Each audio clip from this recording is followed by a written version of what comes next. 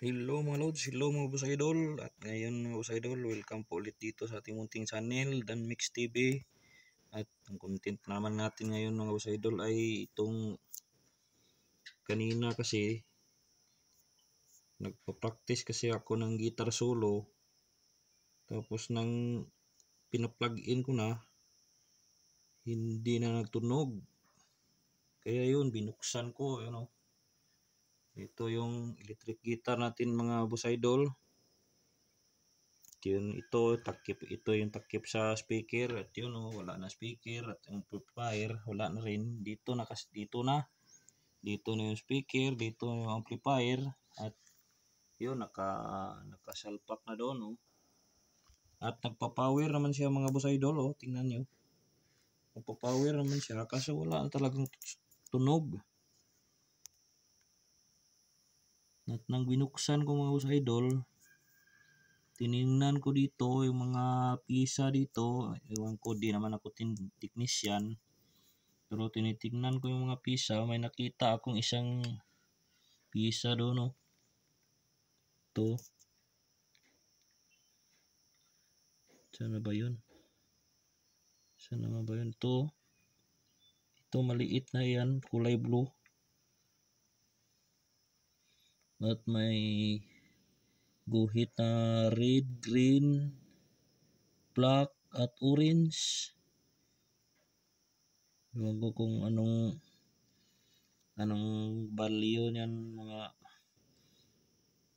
boss idol.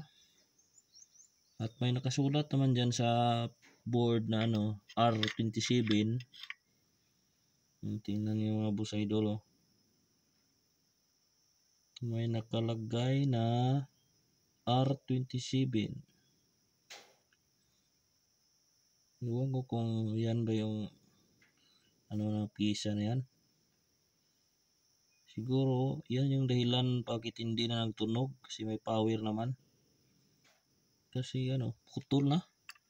Nang binuksan ko, grabe na yung kalawang, kapal na at nang ginalaw-galaw ko sobrang na talaga yung kanyang paa ng pisa na yan ay